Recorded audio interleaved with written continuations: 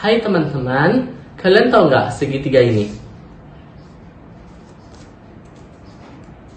Ya, betul sekali. Segitiga ini adalah segitiga siku-siku. Pada video ini, kita akan membahas perbandingan segitiga siku-siku. Coba kalian lihat segitiga siku-siku berikut ini.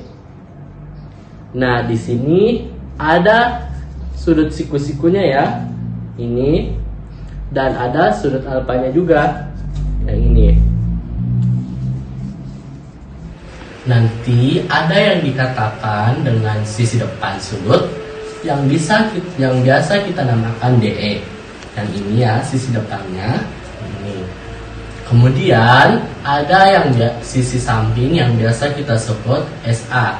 Yang ini sisi sampingnya, yang ini ya sisi sampingnya. Kemudian yang terakhir ada sisi miring yang biasa kita sebut MI. Sisi miringnya yang ini ya, ini. Kemudian ada alfanya yang ini, dan sini sudut siku-sikunya. Nah, sekarang ada sudut segitiga, di mana sudutnya ada betanya. Yang ini betanya. Gimana coba kalau kayak gitu? Sudut DE-nya yang mana? Nah, DE-nya itu tidak berubah ya posisinya. DE-nya itu tetap di depan betanya. Seperti yang tadi ya, yang alfa. Berarti DE-nya itu yang ini. Yang ini ya, DE-nya ini. Ini DE-nya. Oke, sekarang sa-nya itu berada di sisi tegaknya, tapi yang satunya lagi berarti di sini ya, sisi tegaknya. Oke, sekarang mi-nya itu yang ini. Oke. Nah, jadi posisi de, sa, mi itu nggak mesti berada pada posisi tertentu ya, tapi tergantung posisi sudutnya di mana. Beda sudut, beda de, sa, mi, dan mi-nya ya. Oke? Sudah mulai paham? Nah, jika kalian memiliki segitiga siku-siku dan kalian punya sudut entah itu alfa, beta, atau theta, atau gamma, kalian udah bisa namain D-nya yang mana, sa-nya yang mana, mi-nya yang mana. Gunanya buat apa sih? Nah, nanti kita bahas sin, cos, tan. Apa itu? Kita akan bahas di video selanjutnya. Halo, sekarang kita akan membahas kelanjutan video selanjutnya. Jadi, kalau pada video sebelumnya kita membahas tentang D, sa, mi, depan, samping, dan miring pada suatu segitiga siku-siku.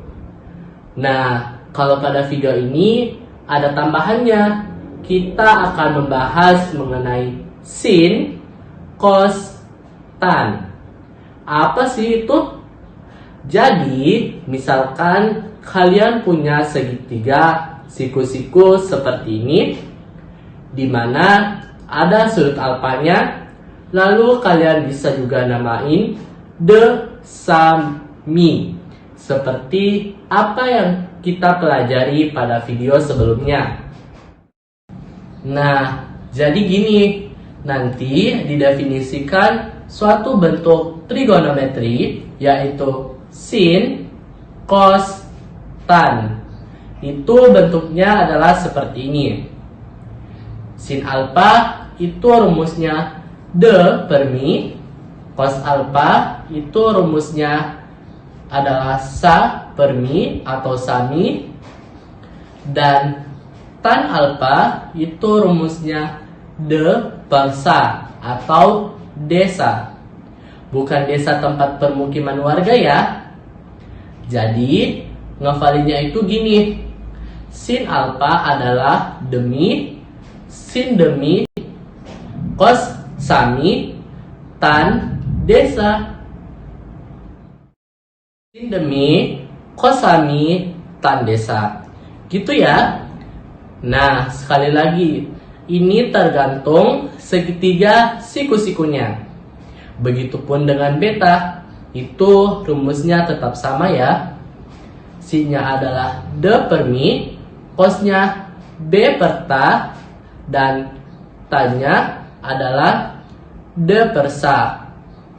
Bedanya cuma posisi peletakan D, sa, mi-nya beda sudut itu. Sudah beda D, sa, mi-nya ya. Jadi ingat ya, jangan dilupa ada sedikit tambahan rumus baru bahwa tan alfa itu kan D per sa. Padahal D per sa itu bisa ditulis jadi kayak gini. Tan alfa sama dengan D per mi dibagi sa per mi. Sebenarnya mi-nya habis dibagi ya. Tapi jangan dicoret. Kenapa? Karena D per mi adalah sin dan sa per mi adalah cos. Jadi tan alfa itu sebenarnya adalah sin per cos.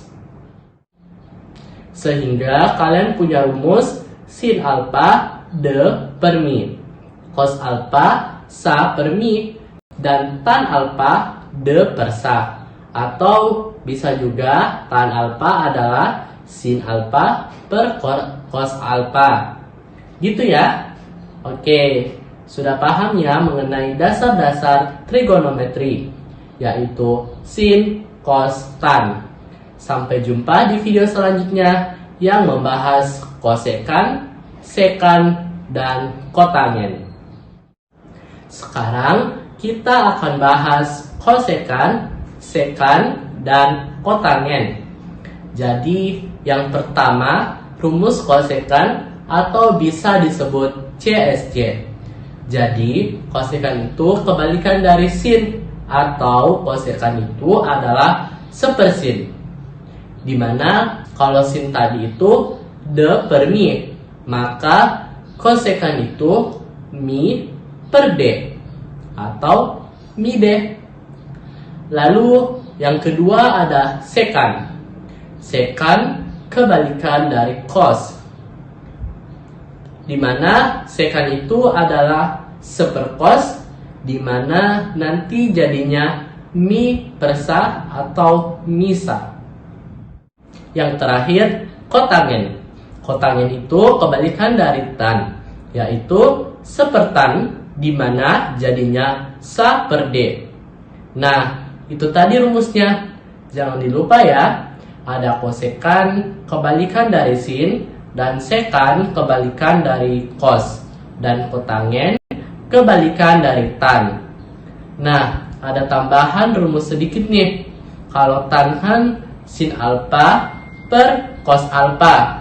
Artinya kalau kotangen alfa itu kebalikan dari tan alfa, maka kotangen sama dengan cos alfa per sin alfa.